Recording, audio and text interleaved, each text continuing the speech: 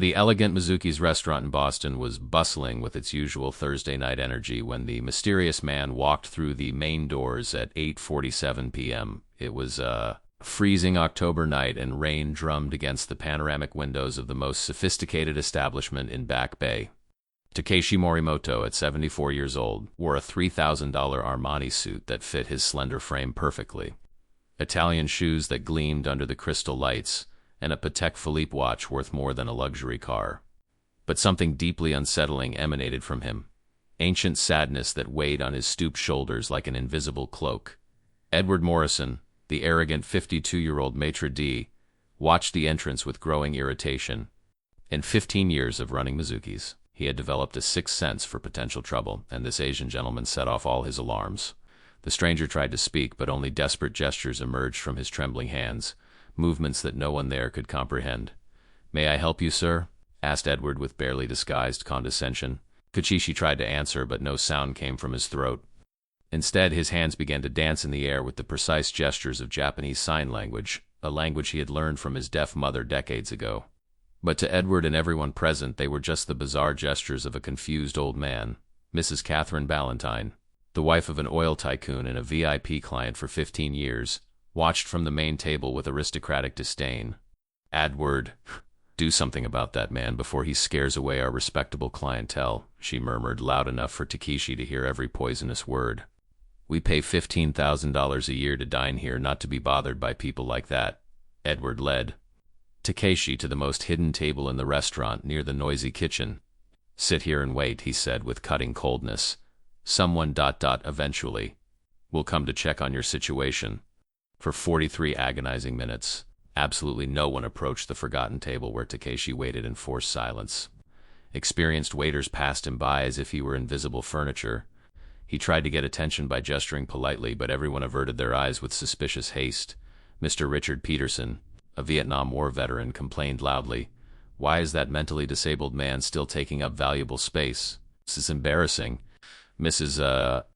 Whitmore agreed. "That kind of person doesn't belong in refined establishments." Takeshi heard every cruel comment, feeling his shoulders slump further. His fingers found a jade amulet in his pocket, a keepsake that had belonged to his mother. It was as if the world conspired to make him completely invisible, a ghost with no right to exist. The humiliation burned deeper than any physical pain he had ever experienced.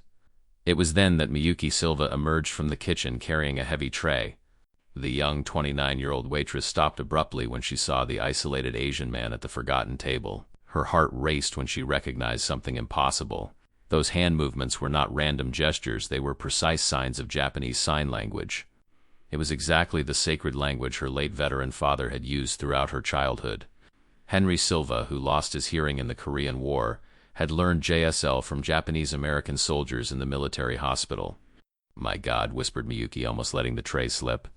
"That man is screaming for help in a language only I can understand." Memories flooded her mind. Her father teaching her signs in the kitchen, laughing silently, communicating love through calloused but gentle hands. In that moment, she realized she was witnessing something extraordinary and terrible simultaneously. Edward watched from the reception desk with explosive irritation. The man had remained at the table for nearly an hour, far beyond tolerable for problem cases. Mrs. Ballantyne approached again, this time furious. "Edward, that man is ruining my birthday dinner. Either you remove that problem permanently, or we take our $15,000 annual dollars to another restaurant." The threat was clear and powerful. Edward headed to the table with cruel determination. "Sir, I need you to leave immediately," he declared with artificial authority. Takeshi looked up, hopefully finally. "Attention." His hands moved urgently, trying to communicate that he only wished to dine with dignity. "Stop this ridiculous clowning. This is nitrogen monoxide circus for mimes," Edward bellowed, his voice echoing through the hall like a public lashing.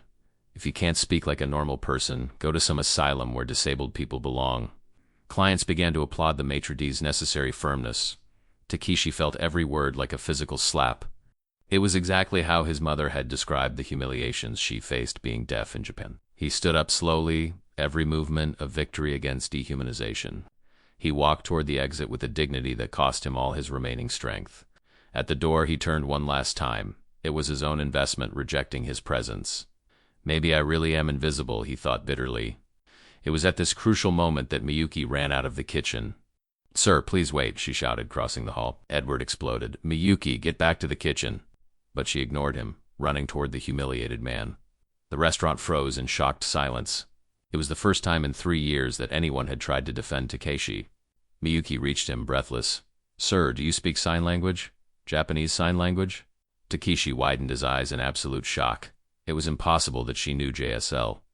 "Miyuki Silva, what on earth are you doing?" Edward bellowed with homicidal fury. "You are fired. Gather your things and get out," Mrs. Ballantyne applauded. "Finally!" Such insubordination was unacceptable. Miyuki felt her world collapse. She desperately needed that job. Her mother, Helen, was hospitalized with cancer, costing $200,000 in treatments. But looking at Takeshi, she couldn't regret it. "Some things are more important than money," she murmured bravely. She signed in JSL. "My father was a deaf veteran. He taught me that respect doesn't need words." Takeshi nearly collapsed with emotion. Those were his own mother's words. "You are the first person in 3 years who sees me as human," he gestured with tears. Edward approached with security guards. "Leave now or be dragged out." Takeshi stood up, protecting Miyuki, slowly pulling out a wallet of expensive leather. He removed a gold card that shone under the lights. Edward laughed. "Are you going to try to buy us?" But when he read the engraved name, he went completely pale. Takeshi Morimoto, Chairman. Morimoto Global Foundation. The same name on the plaque at the entrance. The man who funded the restaurant. The silence was absolute. Everyone realized they had publicly humiliated the owner himself. If you are moved by Miyuki's courage in doing the right thing even while feeling afraid, please take a moment to like this story to honor all the brave people in the world. And tell us in the comments, have you ever had to choose between your safety and doing what is right? Takeshi Morimoto had not entered that restaurant by chance on that fateful October night. 3 years and 4 months ago, on a Tuesday morning that began completely normally, a devastating stroke had stolen his ability to speak in a matter of seconds. He was at a board meeting of the Morimoto Global Foundation, presenting third-quarter results to 15 executives, when he felt an explosive pain in his head followed by total darkness. He woke up 5 days later at Massachusetts General Hospital, connected to alien machines, unable to form a word. "Neurologist, doctor," Patricia Chun explained with professional compassion. "Mr. Morimoto, the damage was to Broca's area. Your comprehension is intact, but speech has been permanently compromised." Takeshi had built an empire of $800 million with words, speeches, brilliant negotiations, and now he was condemned to perpetual silence. His mouth moved desperately, muscles contracting, but only a terrifying void emerged. His beloved mother, Akiko Nakamura, had been deaf since birth in a village near Kyoto in 1920. She taught Takeshi Japanese Sign Language when he was 5, during golden afternoons in the family's modest kitchen. "My dear little son," she would say with hands that danced like butterflies. "Some people speak with their mouths, others speak directly with their hearts through their hands. Both are equally beautiful and sacred." After her death in 1995, devastated by cancer that consumed 2 painful years, Takeshi kept JSL as a secret treasure in his heart. His American wife, Margaret Thompson Morimoto, never learned the signs during 40 years of a seemingly solid marriage. "You speak English perfectly, dear. Why would I need to learn that?" she would say with a dismissal he swallowed silently. For 4 decades, he lived divided between 2 worlds: English for business, JSL for private memories and silent conversations with his mother's ghost. Margaret wept on the first day in the hospital, but after 6 months of total silence at home, she began to pull away like a wave receding from the beach. "I can't live like this anymore, Takeshi," she confessed one rainy night. "You aren't the eloquent man I married anymore. This situation is killing our social life, our intimacy, everything." She asked for a divorce a week before the sudden brain aneurysm that took her 2 months later without allowing for proper goodbyes.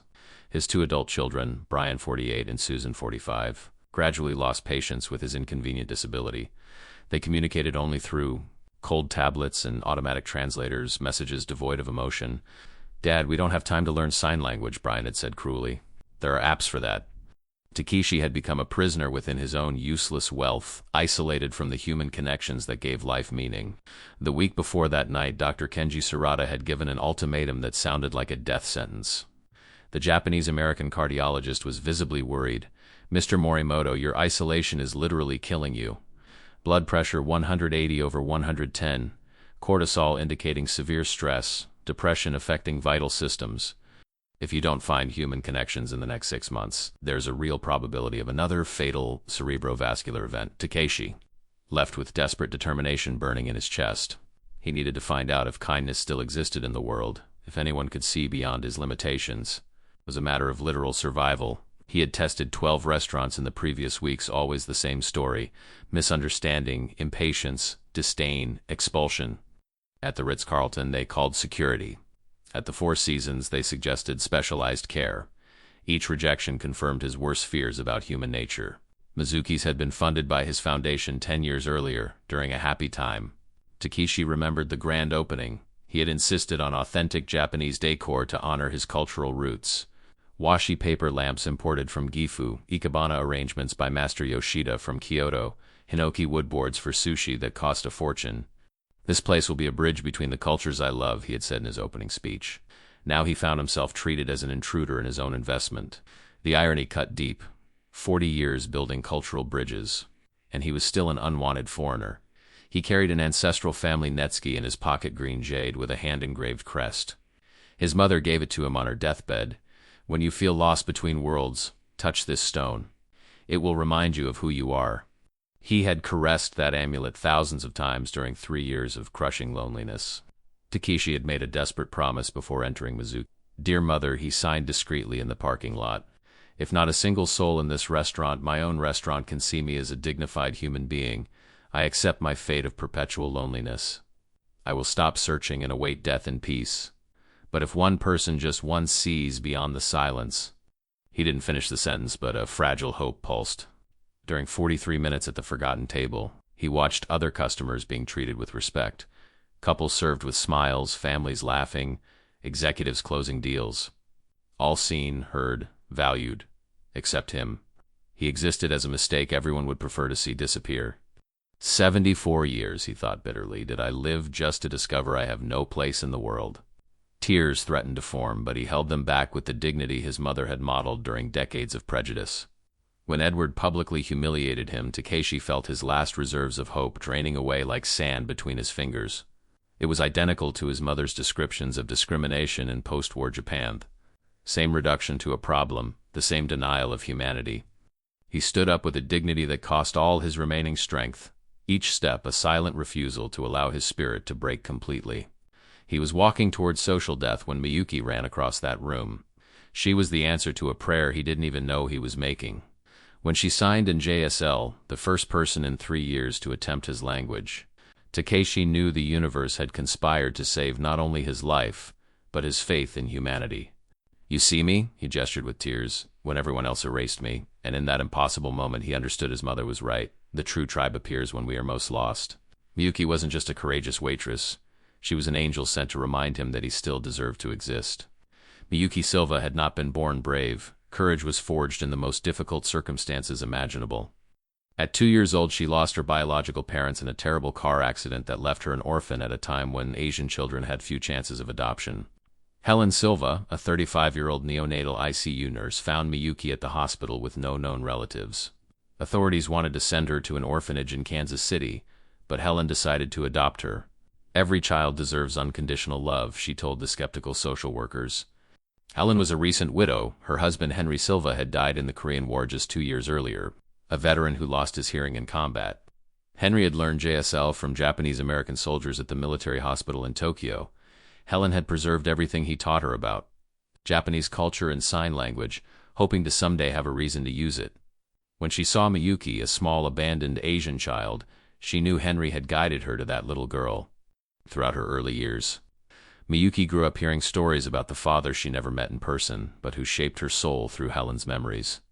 "Your daddy Henry was the kindest man in the world," Helen would tell her during afternoons in their modest kitchen. "He lost everything in the war, hearing, youth, many friends. But he found something precious, the understanding that suffering can teach compassion instead of bitterness." Henry had met Nisei soldiers in the hospital, Japanese Americans whose families were imprisoned in internment camps while they fought bravely for the United States.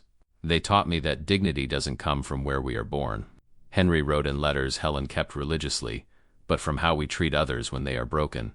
Miyuki absorbed every word, every lesson, every example that true strength means protecting the vulnerable. By age 5, she already knew basic JSL that Helen had learned to communicate with Henry during their brief but profound marriage. Adolescence brought brutal financial challenges. Helen worked double shifts at the hospital to support them both, often coming home too exhausted to cook. Miyuki learned independence early, cooking, cleaning, taking care of the house at 12. "Mom, did you save many babies today?" she would always ask when Helen arrived. "Dozens, sweetie. And they all remind me why I adopted you, because life is a gift that must be protected." During high school, Miyuki worked part-time at a local diner to help with expenses. Classmates sometimes made cruel comments about her Asian heritage or financial situation. But Helen had taught her the perfect response. People who hurt others are hurting inside. Respond with kindness. It's the only thing that can heal. Miyuki never retaliated against insults. But she also never bowed down. She developed a spine of steel covered by a heart of gold. At 18, Miyuki had the opportunity to go to university with a partial scholarship. Helen had saved every penny for years to cover educational costs. "You're going to be more than a waitress, honey," she said with maternal pride. "You're going to change the world." But 3 weeks before enrollment, Helen was diagnosed with aggressive breast cancer. Doctors said she needed immediate surgery followed by intensive chemotherapy. Miyuki canceled university without hesitation. "Family comes first," she declared when Helen protested through. "You sacrificed everything for me, now it's my turn." She got the job at Mizuki's as a waitress, accepted a night shift at a bakery, and on weekends did commercial cleaning. 3 exhausting jobs, but they allowed her to cover part of the basic medical treatment. Helen went into temporary remission, but the cancer returned 3 years later, more aggressive. This time, they needed $200,000 for experimental treatment, an impossible mountain for a waitress's salary. During 5 years at Mizuki's, Miyuki watched Edward Morrison treat undesirable employees and customers with systematic cruelty. She saw colleagues fired for defending mistreated customers, witnessed public humiliations of different people, witnessed regular dehumanization. Each incident burned her conscience like a hot iron, but she needed the job desperately. "Daddy Henry would tell me to act," she whispered to herself during sleepless nights. "But Mom needs me alive and employed." The internal conflict was torturous. She knew what was right, but circumstances seemed to make courage impossible. She practiced JSL secretly in her room, keeping alive the language her father had taught through Helen. "One day I will use this to help someone," she promised the mirror. "One day I will have the courage Daddy would have had." She didn't know that day was coming quickly on a rainy Thursday in October. The silence that followed the revelation of the gold card was so dense it could be cut with a knife. Edward Morrison held the card with trembling hands, reading and rereading the engraved words, "Takeshi Morimoto, Chairman, Morimoto Global Foundation," the same name that appeared discreetly on the bronze plaque at the main entrance. The same man who had funded the construction of that restaurant 10 years ago in a grand ceremony where Edward had been just a rookie waiter. This is completely impossible," stammered Edward, his face alternating between red with embarrassment and white with terror. Mrs. Ballantyne approached, nervously adjusting her pearls. "What is it, Edward? Why do you look like you've seen a ghost?" When Edward whispered the truth, she paled dramatically. The entire restaurant watched in deathly silence. Customers, waiters, even the cooks had stopped to witness that impossible turnaround. The inconvenient disabled man was the most powerful man in that room. Takeshi remained motionless like a marble statue, watching the delayed recognition spread like waves in a disturbed lake. His expression revealed no triumph, only deep sadness at having taken so long to be seen as human. Miyuki understood she had defended someone infinitely more powerful than she imagined, but that changed absolutely nothing in her decision. "I would defend anyone being humiliated," she signed discreetly, "rich or poor, powerful or invisible." Takeshi gestured back with growing admiration. "And that is exactly why you are extraordinary. Now they see me, but only because they discovered my money and influence. You saw me when I was just a silent man, when I thought I was nobody of importance." Mrs. Ballantyne whispered, terrified, to her husband on her cell phone, "Harold, we have an emergency. We offended Takeshi Morimoto." She knew the scandal would spread through Boston high society in a matter of hours. Edward dropped the gold card on the marble floor. The metallic sound echoed like a funeral bell tolling for his destroyed career. 15 years building a reputation, important connections, a network of influential clients all crumbling in minutes because of unnecessary cruelty. "Mr. Morimoto, there was a terrible misunderstanding," he pleaded desperately. "I didn't know who you were. If I had known, I would never have... Takeshi raised his hand, silencing him with an authority that dispensed with words. He took a Mont Blanc pen, the same one Edward used for VIP reservations, and wrote on a sheet of letterhead paper, His handwriting was firm, each letter an irrevocable sentence. Edward Morrison, fired. Effective immediately. No references. Mrs. Ballantyne, banned permanently from all 47 Morimoto properties globally. Mr. Peterson, persona non grata in all foundation businesses. Silent justice was more powerful than any scream. Please, Mr. Morimoto. Mrs. Ballantyne tried to approach with hypocritical appeals. I was having a stressful day. Family problems. Takeshi wrote in large letters that everyone could read. Madame, racism and ableism are not bad days that justify deliberate cruelty. They're moral choices that reveal true character. 15 years frequenting my establishment with your husband's money. And today I discovered you are exactly the kind of person I fight against. Mrs. Ballantyne left hurriedly, knowing she would be persona non grata in local society. Mr. Peterson tried to discreetly delete the video he had recorded, but Takeshi had already seen it. You filmed my humiliation expecting entertainment for social media, he wrote furiously. Men like you build polished careers on top of the crushed dignity of others. My 300 business contacts will know exactly of your character. Peterson fled running, understanding that a man with 800 million could destroy professional reputations with a phone call. Takeshi moved to the center of the main hall. All customers and staff watched in absolute tension. He wrote on a large sheet and held it up for everyone to read. This restaurant was built to unite cultures and people, not to segregate based on differences. Those who cannot see humanity in everyone do not deserve to be here. Dignity is not a privilege of the perfect, it is a universal right of humans. Several customers stood up discreetly and left in shame. The atmosphere was transformed. It was no longer a sanctuary of elitist exclusivity, but a space where real values mattered. Takeshi had converted personal humiliation into a collective moral lesson. Employees watched in admiration. They had never seen someone defend human dignity so powerfully without uttering a word. Takeshi finally turned to Miyuki, who watched in awe as justice was served. He signed with paternal tenderness. You risked your vital livelihood to defend a complete stranger. That is moral courage that cannot be taught. It is born in a pure heart. Miyuki shook her head humbly. Mr. Morimoto, I don't need a reward for doing the right thing. Any decent person would do the same. Takeshi smiled, touched by the genuine humility, a rare quality she possessed. He wrote carefully, It is not a reward, Miyuki. It is recognition of extraordinary talent. I need someone to direct my new project center for inclusive communication. Someone who understands that humanity transcends words or limitations. Miyuki's jaw dropped when she saw the proposed salary, $150,000 annually, 10 times what she earned in 3 jobs combined. It was more money than she had dared to dream of in her life. And your mother Helen's treatment, consider it resolved, Takeshi wrote with immense kindness. My foundation has partnerships with the best oncologists in Boston. She will receive everything she needs at no cost.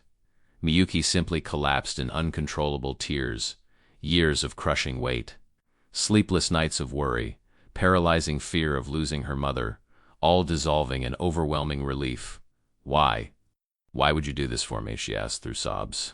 Takeshi sighed with tears shining in his own eyes. Because you returned something precious to me that I thought I had lost forever in these 3 years of darkness. Proof that genuine angels still exist in this cruel world. And angels deserve to be protected, celebrated, rewarded. It was a moment of total transformation for both. He had found a spiritual successor who would perpetuate values of compassion. She had found a father of the heart who would give her the power to multiply the kindness she always carried. Together they would begin a silent revolution of inclusion and dignity. 1 week after that night that changed everything forever, Miyuki was on the 20th floor of the Morimoto Global Foundation building in Boston, looking out the panoramic window at the city stretching majestically below. Her new office was larger than the modest apartment where she lived with Helen. Brazilian mahogany desk, shelves full of books on social inclusion, Japanese art on the walls, and a gold plaque on the door. Miyuki Silva, Director of Inclusive Communication and Cultural Accessibility. The words still felt like an elaborate lie. What am I doing here? She whispered to herself, imposter syndrome attacking brutally. I'm a waitress who barely finished high school. I've never managed teams, never led complex projects. Takeshi had kept absolutely every impossible promise. Her mother Helen was in the private suite at Massachusetts General receiving treatment from Dr. Patricia Chun, Boston's most renowned oncologist. The first paycheck had already been deposited, more money in a bank account than Miyuki had seen in her entire life. The door opened and Takeshi entered carrying 2 cups of green tea in delicate porcelain. He saw the look of panic in her eyes and signed with an understanding smile. Imposter syndrome? Miyuki nodded, surprised. How did he know? Takeshi sat down and wrote patiently. When I took over my first company at 28, I vomited from anxiety every morning for 3 months. I thought everyone would discover I was a walking fraud. Just the son of immigrants pretending to be a successful American businessman. He paused, observing her relieved expression. Do you know what my mother Akiko told me when I confessed these fears? Miyuki shook her head, curious. She signed with wisdom I carry to this day, son. Technical competence you learn through study and practice. Moral character you were born with. I can teach management, strategy, business leadership. Those are just tools any intelligent person can master. But genuine empathy, unshakable moral courage, integrity that doesn't sell out for convenience? Either you are born with these qualities or you will never have them, regardless of how many diplomas you get. Takeshi continued writing with elegant handwriting that reflected decades of refined practice. You have in abundance what money cannot buy and universities cannot teach. Miyuki. Harvard can teach leadership techniques, but it cannot teach visceral compassion. Stanford can teach business strategy, but it cannot teach the courage to sacrifice everything for strangers. Your father Henry educated you in the University of Real Life, the most important and valuable education there is. Miyuki felt confidence beginning to sprout in her chest like a blooming flower. I will make many mistakes, Mr. Morimoto, she confessed honestly. Takeshi signed back, perfect. Mistakes mean you are trying new things, learning, growing. People who never make mistakes are people who never risk making a real difference. I prefer a brave leader who fails trying to change the world to a perfect executive who maintains a cruel status quo. It was a philosophy that liberated rather than pressured, encouraged rather than intimidated. Your first project will be absolutely revolutionary for America. Takeshi wrote with an enthusiasm he hadn't shown in years. We're going to create the country's first national chain of inclusive restaurants, places where people with different abilities can dine with guaranteed and celebrated dignity. He showed detailed architectural plans, impressive 3D renders, staff professionally trained in multiple forms of communication, a cell, JSL, Braille, Spanish, menus available in all formats, elegant ramps, adjustable lighting, sensory adaptive environments for autistic individuals. You will oversee deep cultural training for all 500 initial employees. Miyuki felt chills running down her spine. It was exactly the inclusive world Henry dreamed of building. It will be called Helen's House, continued Takeshi, in direct honor of the extraordinary woman who raised you. A place where every person is welcome regardless of limitations, where differences are superpowers instead of disabilities. Miyuki wept copiously. Her work would eternally honor the woman she loved most. How do I explain my real qualifications for such an important position? Miyuki asked through tears of emotion. My resume will only say, waitress, cleaner, bakery worker. No executive experience, no relevant university degree. Takeshi smiled with wisdom accumulated over 74 years. Your true resume is written in your heart, not on paper. 5 years watching Edward Morrison humiliate different people, you absorbed lessons on how not to lead. 3 simultaneous jobs for love of a sick mother, you master time management and priorities. Better than any MBA.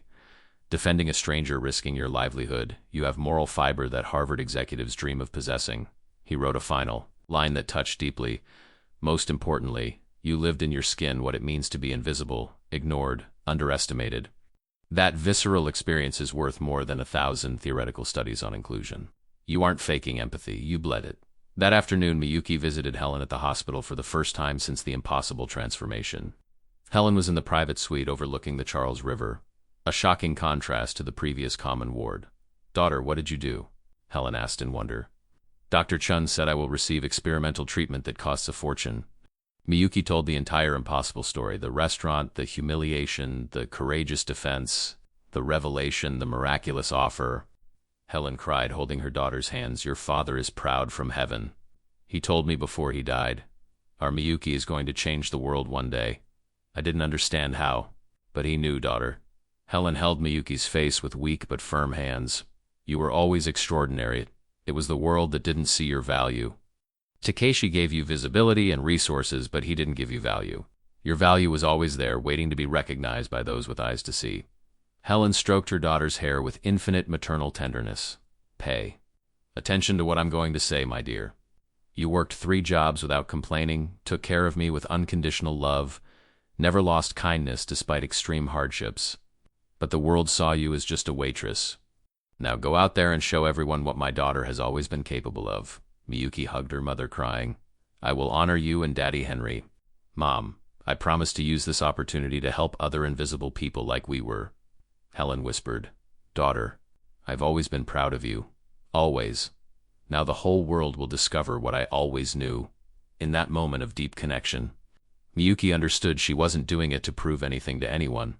She was doing it because she finally had the power and platform to multiply the kindness she always carried in her heart. It wasn't about personal ascent. It was about a silent revolution of compassion and universal human dignity. 2 months after that transformative night, Miyuki was overseeing the construction of the first Helen's house in Cedar Falls, Kansas's small town strategically chosen to prove that inclusion worked anywhere in America. The old Murphy's Diner, closed for 5 years due to lack of customers, was being completely transformed into an architectural revolution of accessibility. Elegant ramps replaced excluding steps. Adjustable lighting accommodated diverse sensitivities. Tables with varied heights served wheelchairs. A sound system with induction loops helped the hearing impaired. Miyuki walked through the construction site wearing a pink hard hat, obsessively checking every detail. "This table is 2 centimeters too high for wheelchair users," she instructed the architect. "And we need more space between rows. People with canes need to navigate comfortably." Each decision was filtered through a simple question. Would this make my father Henry or Mr. Casey feel truly welcome? The staff in training was an intentional diversity reflecting the real community. Sarah, a young deaf woman who would be the first manager. Marcus, a veteran in a wheelchair who would oversee service. Rosa, a Mexican immigrant fluent in ASL who would teach other employees. Tommy, an autistic teenager whose encyclopedic knowledge of ingredients made him a natural sommelier. Miyuki spent 12 hours a day personally training each employee not just in service techniques but in a deeper philosophy. "You are not waiters and waitresses," she explained during a morning training session. "You are ambassadors of human dignity. Every interaction is an opportunity to prove that differences are superpowers, not defects. When a blind customer enters, you don't help him, you offer assistance if he wants it." A subtle but crucial difference between condescending, charity, and genuine respect. The employees absorbed every word like the gospels of a new religion of inclusion. David Chun, a 33-year-old ASL interpreter hired as training director, worked side by side with Miyuki developing revolutionary protocols. They had met during a training session in Boston and discovered instant professional chemistry that gradually turned into something more personal. "Miyuki, you have a natural gift for this," David signed during a coffee break. "The way you explain complex concepts of inclusion with simplicity. It's art." Miyuki blushed slightly. "I just remember how I felt invisible for years. I don't want anyone else to experience that pain." David had learned ASL out of family necessity. His younger sister was born deaf, but Miyuki mastered JSL for love of her deceased father. "My sister tried suicide at 16, David confessed one afternoon while adjusting the Braille menu. "She said she was tired of being treated as defective. I dedicated my life so no deaf child feels that way." Miyuki gently touched his arm. "Your heart is in the right place. David, together we will change this." Edward Morrison appeared at the construction site on a cold December morning, unrecognizable from the arrogant figure he had been. He had lost 30 pounds, gray hair revealed months of stress, and he carried notebooks full of notes on sign language he was learning obsessively. "Miyuki, may I speak with you?" he asked humbly. She received him in the temporary trailer serving as an office. "I completed 6 months of volunteer work with disabled people at Massachusetts Eye and Ear," Edward reported. "I learned to sell fluently. I wrote a 15,000-word essay on privilege, prejudice, and the possibility of redemption." His hand shook slightly. "I never understood what I did that night until working with deaf children. I saw my cruelty reflected in the eyes of an 8-year-old girl who asked me, 'Uncle Edward, why don't normal people like us?'" Miyuki watched genuine tears flowing. Deep shame for the man I was. "I am grateful getting fired saved me from a morally empty life. Mr. Morimoto offered a second chance if I proved real change," Edward continued. "I don't want a high position. I want to start from scratch as a basic waiter. I want to serve the people I humiliated my whole life." Miyuki studied his expression carefully. "Edward, true transformation is possible at any age. But you will be tested daily here. The clientele includes exactly the type of person you mistreated before." Edward nodded firmly. I understand, and I accept. I want my daughter Sophie to be proud of me one day. Miyuki paused. You have a daughter? 12 years old. Born deaf in irony that doesn't go unnoticed. I learned us how to communicate with her. Now I understand why the universe sent her to teach me lessons. I needed to learn. Miyuki saw genuine sincerity in his eyes. Everyone deserves second chances, Edward. Welcome to the Helen's House family. But you start by cleaning tables and proving every day that you have truly changed. On the eve of the opening, Takeshi visited Cedar Falls for the first time since approving the project. He walked through the transformed restaurant in reverent silence, touching surfaces, testing accessibility, observing details. Miyuki accompanied him anxiously. What do you think, Mr. Morimoto? Is it as you imagined? Takeshi signed with glistening tears. It is far beyond what I imagined, my daughter of the heart. You turned a vision into tangible reality. He approached the wall where a framed photo of Henry Silva in military uniform hung with the caption, Henry Silva, veteran, father, visionary, dignity needs no words, only an open heart. Takeshi touched the frame respectfully. He would be incredibly proud of what you built in his memory. Miyuki gestured back. We built it, Mr. Morimoto. You gave me power. I brought passion. Together we created something eternal. The night before opening, Miyuki called Helen from the modest hotel in Cedar Falls. Mom, tomorrow we open the first Helen's House. Your name will be on the entrance. Your story will inspire employees. Your values will guide every interaction. Helen cried from the hospital. Daughter, I never imagined my name would be on any important place. I was always just a NICU nurse saving babies. Mom, you saved much more than babies, Miyuki replied firmly. You saved me, created my values, taught me that true love is action, not feeling. Now those values will touch thousands of lives. Helen whispered, Your father Henry is smiling in heaven, dear. You two built the bridge he always dreamed of, a place where everyone is family. The next morning, 200 people gathered for the opening of the first Helen's House. The mayor cut the ribbon, a local band played, but the most moving moment was when the first family arrived, parents with a 6-year-old autistic son who had never dined outside his home. Welcome home, Miyuki greeted them, and she knew the silent revolution had officially begun. 6 months after the opening of the first Helen's House, Edward Morrison was unrecognizable from the arrogant man he had been. Every morning at 5:30 a.m. he arrived at the restaurant in Cedar Falls to set tables, clean windows, and study SL before the other employees. Miyuki watched his transformation with a mix of admiration and caution. Was it real change or an elaborate performance? The answer came one March afternoon when Edward served a Hispanic family with an 8-year-old deaf son. Bienvenidos. Table for how many people? Edward asked in fluent Spanish. When he realized the boy was deaf, he naturally switched to ASL. Hello, champion. What's your favorite food? The little boy beamed, the first time a waiter addressed him directly instead of his parents. He wants a burger with fries, he signed shyly. Excellent choice. I'll bring it with ketchup drawn like a smiley face, Edward promised. The parents were moved. They had never seen their son treated as a real customer in a restaurant. Edward has genuinely changed, David Chun commented to Miyuki during the weekly team meeting. Yesterday he stayed until midnight helping Mrs. Martinez fill out Social Security forms in Spanish. He refused extra payment, said it was an investment in karma. Miyuki smiled. People can change when they face real consequences for their actions. Losing a job, reputation, self-esteem, sometimes it's necessary to hit bottom before rising. Sarah, the deaf manager, added, Edward asked me to teach him more advanced JSL. He wants to communicate perfectly with any customer. Said ignorance is no excuse at 54. Marcus, the wheelchair veteran, confirmed. He comes every Saturday to the rehab center where I do physical therapy. Talks to others in recovery. Offers encouragement. It's not a performance, it's genuine. Edward's transformation was becoming legendary among the staff, living proof that it is never too late for radical change. The real test came on a busy Friday night when Mrs. Janet Whitmore, the same lady who had supported Takeshi's humiliation at Mizuki's, entered Helen's house without initially recognizing Edward. She was visiting her granddaughter in Cedar Falls and looking for a decent place to dine. Edward recognized her immediately but maintained absolute professionalism. Good evening, ma'am. Table for how many? Mrs. Whitmore studied him. You look familiar. Didn't you work in Boston? Edward took a deep breath. Yes, ma'am. At Mizuki's, I was a very different person then. She frowned, remembering. You were fired for... Oh, an awkward silence. Edward took the opportunity. Ma'am, I know I have much to make up for, but I guarantee you will receive respectful service here. Everyone does. Mrs. Whitmore hesitated, then sat down, curious to see how she would be treated.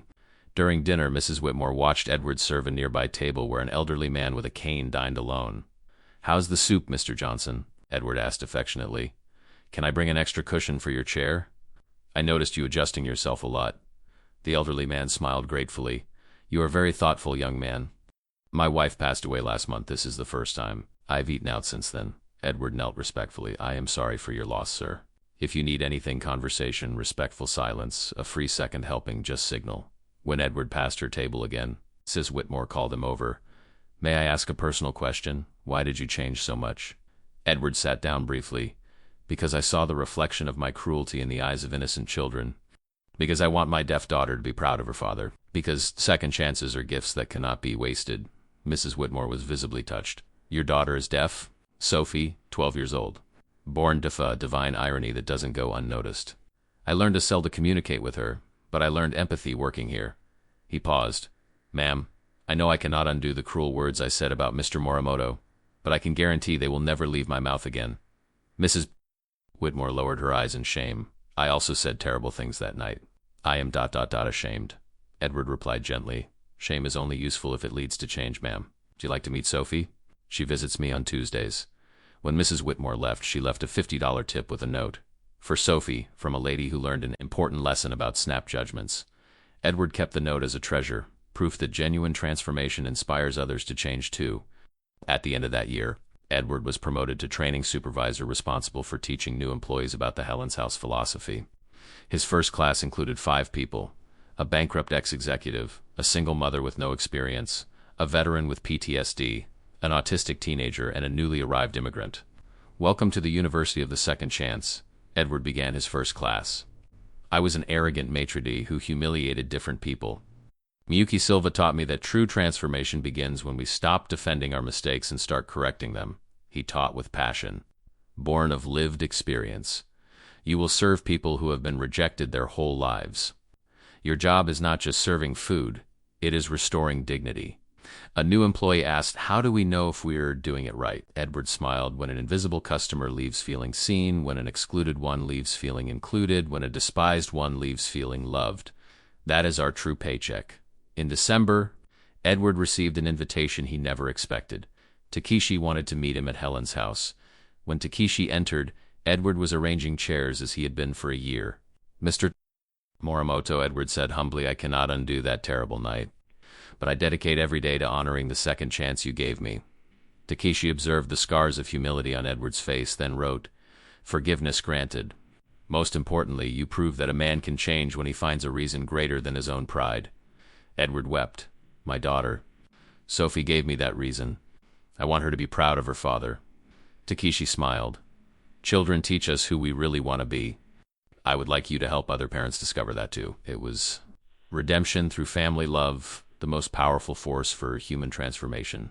If this story of second chances is touching your heart, please consider subscribing to our channel for more stories about how family love can transform anyone.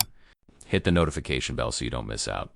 18 months after that transformative night at Mizuki's, Helen Silva sat in a sunny garden chair on the terrace of Massachusetts General Hospital, watching boats sail serenely down the Charles River. Her hair had fully grown back after chemotherapy, now gray and wavy, framing a face that had regained the healthy color of life. Dr. Patricia Chun, the world-renowned Japanese-American oncologist, held the latest test results with a smile she couldn't hide. "Helen, I have news I've dreamed of giving for 2 years," she began with an emotional voice. "Your tests are completely clean. There is no evidence of cancer cells anywhere in your body. You are officially in complete remission." Helen Silva closed her eyes and sighed deeply, the first truly peaceful sigh in 3 years. "Dr. Chun, may I ask how many patients with my type of advanced cancer survive?" The doctor hesitated. "With conventional treatment you would receive without the Morimoto Foundation less than 5%. With the experimental treatment you received, your chances were 50%. You won the medical lottery." Helen smiled, remembering the impossible journey that brought her to that moment of victory. 2 years ago, she was dying in a common ward, watching the hospital bill grow exponentially while hope diminished. Miyuki worked 3 exhausting jobs, sleeping 4 hours a night, aging prematurely under the weight of crushing responsibility. Doctor, my daughter saved my life long before Mr. Morimoto appeared, Helen explained. She canceled university, sacrificed her youth, dedicated every penny and every free hour to keep me alive. The experimental treatment was a miracle, but her love was what gave me a reason to fight. Dr. Chun nodded, understanding. Love is stronger medicine than anything that exists. Statistics show that patients with strong emotional support have drastically superior recovery rates. Helen touched the photo of Miyuki on the bedside table. She was always my hero. Now the whole world is discovering what I always knew. That afternoon, Miyuki arrived for her weekly visit carrying a bouquet of yellow tulips, her mother's favorite flowers. Helen was on the terrace reading a book on Japanese sign language that Takeshi had given her. "Mom, you look radiant," Miyuki exclaimed, hugging her. "Dr. Chun called me with the results. I'm so proud of how you fought." Helen held her daughter's face affectionately.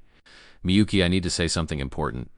During these 2 years of treatment, I watched you transform from a brave waitress into a national leader of inclusion.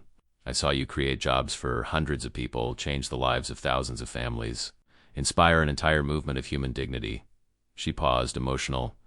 "I always knew you were special, but not even I imagined you would change the world this way." Miyuki blushed. "Mom, I just multiplied the values you and Daddy Henry planted. All the compassion I show, I learned watching how you treated the most vulnerable patients in the neonatal ICU, daughter." "I want to work with you at the foundation," Helen announced surprisingly. 40 years as a nurse taught me a lot about communication with families in crisis, about hope when situations seem hopeless." Miyuki dropped her jaw. "Mom, you are still recovering. You need to rest, relax, ... double quotes." Helen laughed. "Relax? At 58, I gained a second chance at life. I'm not going to waste it watching television. I want to use my medical experience to help." Helen's house served people with special health needs. She showed a notebook full of notes. "I thought of a training program for staff on first aid for diabetics, epileptics, people with heart conditions. Many disabled people have medical needs that normal restaurants don't know how to handle." Miyuki was moved. "Mom, that's brilliant. Mr. Morimoto will love the idea." Helen smiled. "After having my life saved, I want to give back by saving others." A week later, Helen Silver was in the Morimoto Foundation office presenting a formal proposal to Takeshi. "Mr. Morimoto, during 40 years in medicine, I learned that physical disabilities are often accompanied by health conditions that can create emergencies," she explained with professional confidence that impressed. "Traditional restaurants freeze when a diabetic customer has hypoglycemia or when an epileptic has a seizure. Staff panic, call an ambulance unnecessarily, create drama that humiliates the patient." Takeshi signed, growing interest. "Please continue." Helen proceeded. "I propose basic medical training for all Helen's House employees. First aid, recognition of common emergencies, communication protocol with family members. The goal is to transform our restaurants into truly safe spaces for people with special medical needs." Takeshi wrote enthusiastically. "Helen, you have a natural strategic mind. This proposal could revolutionize the restaurant industry." 6 months later, Helen was training staff at all Helen's houses in the chain, which already counted 15 units spread across 8 states. "Remember," she instructed during a seminar in Denver, "a person in a wheelchair might be diabetic, a deaf person might have epilepsy, a blind person might have heart problems. Visible disability isn't the only consideration. You must be prepared for invisible medical needs too." Employees absorbed the knowledge with reverence. Many had had personal experiences with poorly managed emergencies. "Mrs.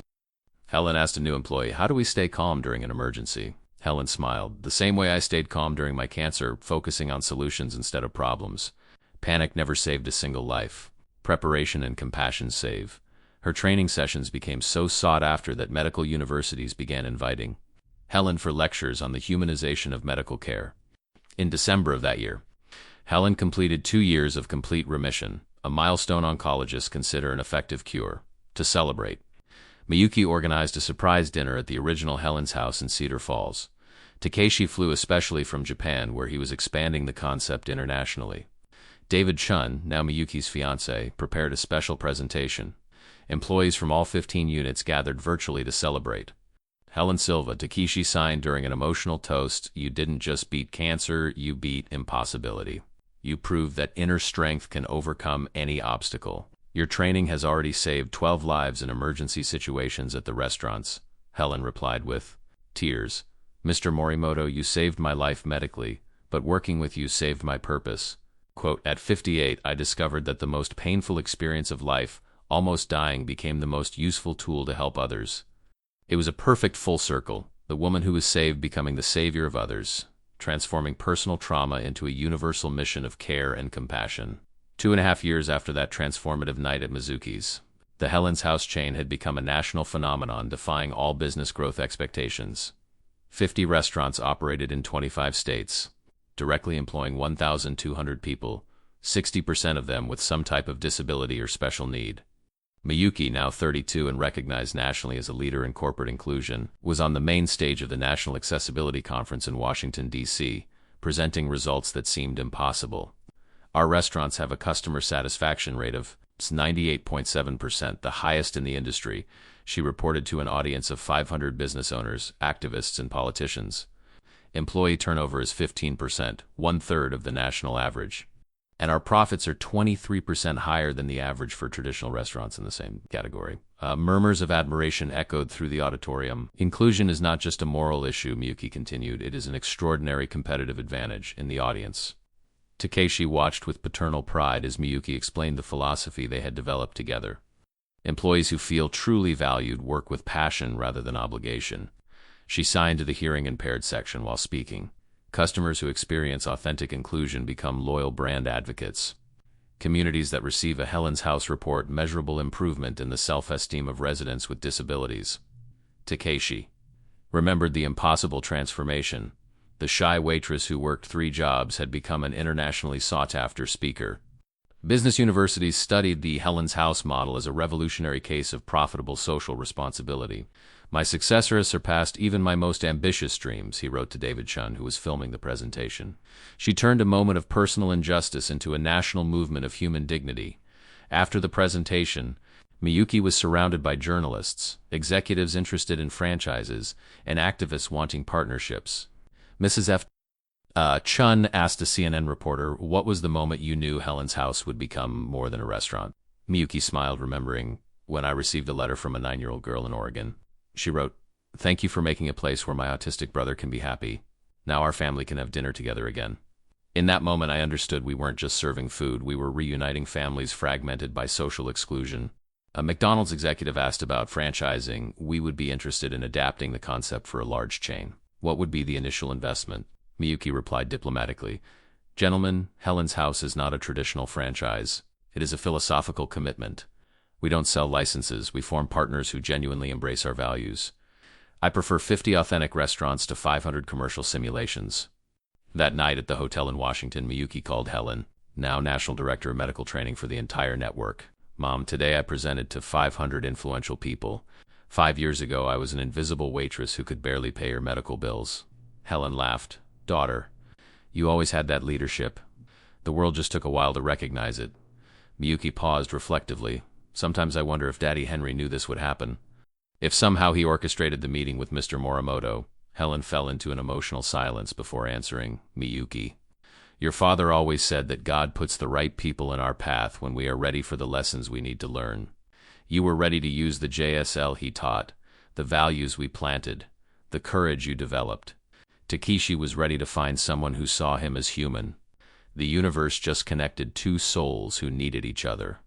It was a philosophy that gave spiritual meaning to coincidences that seemed too miraculous to be accidental. David Chun found Miyuki on the hotel terrace, watching the lights of Washington shine like earthly stars.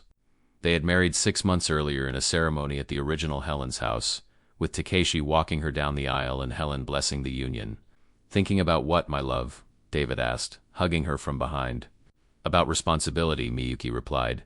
50 restaurants, 1,200 employees, thousands of families depending on us. Sometimes I feel a crushing weight." David turned her to face him. "Miyuki, you don't carry this alone. We have an amazing team, dedicated partners, a whole movement of people who believe in the cause." He pointed to the ring shining on her finger. "And you have a husband who supports you unconditionally, a mother who taught you solid values, and a father of the heart who gave you the platform to change the world." Miyuki smiled. "You're right. I'm not alone. I never was. I have a chosen family that is stronger than any challenge." The next morning, Miyuki received an unexpected call that would change everything once again. "Mrs. Chun, this is the president's aide." We would like to invite you to a meeting at the White House regarding a national initiative on inclusion in employment. Miyuki almost dropped the phone. Excuse me, the White House? Yes, ma'am. The president read about Helen's house in the National Accessibility Report. He wants to discuss expanding the concept of federal public policies. After hanging up, Miyuki called Takeshi immediately. Mr. Morimoto, you won't believe it. Takeshi signed via video call. Miyuki, my daughter of the heart, this is destiny fulfilling itself. You started by defending a silent man in a restaurant. Now you are being called to influence policies that will affect millions of people silenced by society. It was an impossible escalation, proving how individual acts of courage can create waves of change reaching the highest levels of power and influence. 3 weeks later, Miyuki sat in the West Wing of the White House at a mahogany table where historic decisions were made. The president, surrounded by secretaries of labor, health, and education, listened intently as she presented the vision of a truly inclusive America. Mr. President, Helen's house proves that inclusion works economically. But we need to go beyond restaurants, companies, schools, public services. Everyone can embrace a similar philosophy. The president nodded. Mrs. Chun, I want you to lead a national task force on inclusion in employment. Federal resources, legislative power, presidential platform, everything at your disposal. Miyuki thought of Henry Silva, the deaf veteran who never imagined his adopted daughter would reach so far. She thought of Helen, the NICU nurse who sacrificed everything for love. She thought of Takeshi, the powerful man who chose to use wealth to multiply dignity. Mr. President, she replied with conviction, I accept with honor. But on one condition, this initiative must include the authentic voices of people with disabilities, not just experts talking about them. It was Miyuki ensuring that the revolution, which began with two outcasts recognizing each other, would never lose its essence. Nothing about us, without us. 5 years after that transformative night at Mizuki's, Takeshi Morimoto stood on the stage of the Kennedy Center in Washington, D.C., receiving the Presidential Medal of Freedom from the hands of the President of the United States. At 79, his hair was completely white, but his eyes shone with life and renewed purpose he thought he had lost forever. Beside him, Miyuki Silvachun, now 34 and visibly 8 months pregnant, translated his acceptance speech into JSL for the 2,000 people present, including hundreds of families who had been touched by the silent revolution they started together. 5 years ago, Takeshi signed with overflowing emotion, I was an invisible man waiting to die alone and forgotten. Today I direct a national movement that has transformed the lives of 500,000 people through 150 Helen's houses in 40 states, where 3 million families have dined with the dignity they deserve. He paused, observing the diverse audience. This award is not mine, it belongs to every brave employee, every customer who dared to dream of acceptance, every family that refused to accept exclusion as normal. In the front row, Helen Silva, now 63 and with 5 years of complete remission, wept with pride alongside David Chun and her 16-year-old daughter, Sophie Edward Morrison's daughter, who had become a teenage deaf activist inspired by Miyuki's example. Mama Helen, Sophie signed, did you know this would happen when you adopted Miyuki? Helen smiled through tears.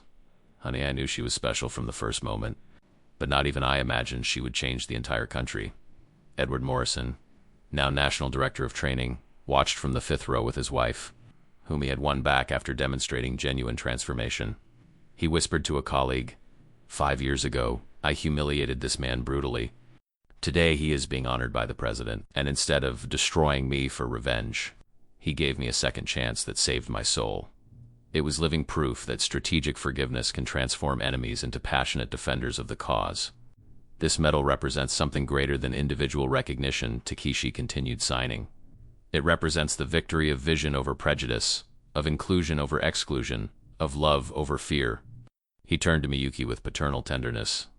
But this story didn't start with me. It started with a brave young waitress who risked everything to defend a stranger in silence. Miyuki Silvachun proved to me that differences are not defects, they are superpowers that make our society stronger, more creative, more compassionate. The audience rose in a 5-minute ovation. Today we announce the next chapter, the Helen Silva University for Inclusion Studies, where 1,000 students annually will learn that diversity is our greatest national strength. It was an expansion honoring Henry Silva's memory and Helen's sacrifices, perpetuating an educational legacy that would reach future generations.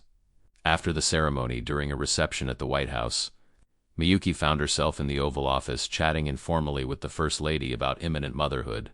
When is the baby due? She asked with genuine interest. Next month, Miyuki replied, caressing her belly.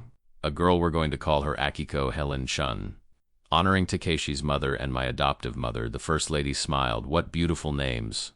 She will be born into a better world because of you two.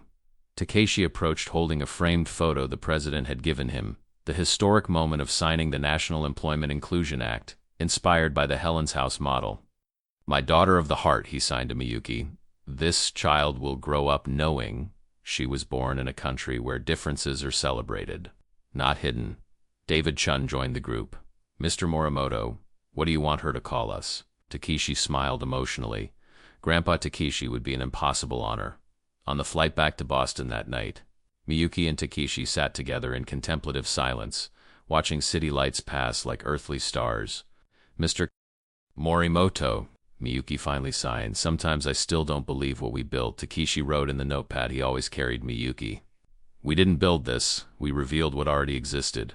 Kindness was always there, waiting for brave leaders to release it. You simply had the courage to take the first step when everyone else was paralyzed by fear. He showed an old photo of his mother, Akiko. She always said I would find my tribe when I stopped looking with my eyes and started looking with my heart. On that terrible night at Mizuki's, my heart recognized yours immediately. Miyuki touched her belly where the future Akiko Helen moved. She will grow up knowing this story. She will understand that small acts of courage can change the whole world. 6 weeks later, Akiko Helen Chun was born on a golden spring morning at Massachusetts General Hospital, the same place where Helen had fought cancer and won. Takeshi was the first to hold her after her parents, signing softly, "Welcome to the world, little warrior. You were born into a chosen family that proves love builds bridges stronger than blood." Helen, quote, now officially Grandma Helen, watched emotionally. She has perfect hands for learning sign language. Takeshi, will you teach JSL to her? It would be my greatest honor, he replied, just as her great-grandmother Akiko taught me. I will teach her that there are many ways to speak, all equally sacred. Edward Morrison visited the next day with Sophie, bringing a Braille storybook they had created together. So she learns early on that stories can be read in many ways, Sophie explained in ASL. It was a perfect full circle, a family formed by choice and values rather than genetics. A year later, on Akiko Helen's first birthday, the whole family gathered at the original Helen's house. The baby crawled between tables where 3 generations of the family worked together. Miyuki managing, Helen training staff, Takeshi telling stories in JSL to children. Edward serving with learned humility, David interpreting, Sophie helping deaf customers. Daddy Henry would be proud, Miyuki whispered, touching his photo on the wall. We created a family bigger than blood, a family of the heart, Takeshi signed emotionally. Miyuki, on that terrible night 2 broken hearts met. Today we have an entire tribe united by love. Helen held her granddaughter. Akiko will grow up knowing that true family is built with daily choices of love, not accidents of genetics. It was more than business success. It was proof that when good people come together, they create something eternal, a family that heals the world one heart at a time. Today, 5 years later, Helen's house is spread across 12 states, always keeping family values at the center. Miyuki still makes daily mistakes, sometimes loses patience, sometimes doubts decisions, sometimes cries from exhaustion. She always remembers her father's words. Daughter, you don't need to be perfect. You need to be real. Takeshi became the grandfather he always wanted to be, teaching JSL to 3 grandchildren who call him Grandpa. To Helen beat cancer and lives to see the family she created multiply love throughout the world. Edward found redemption being a better father to Sophie. And in every restaurant, families dine together, a simple goal that moves everything. Because family is everything. Chosen family, built family, family that loves beyond differences. If this story warmed your heart, please leave a like to honor all families built on love. Share this with someone who needs to know it's never too late to build a true family. And tell us in the comments, which moment touched you the most? Your story matters too. Warm hugs from our family to yours.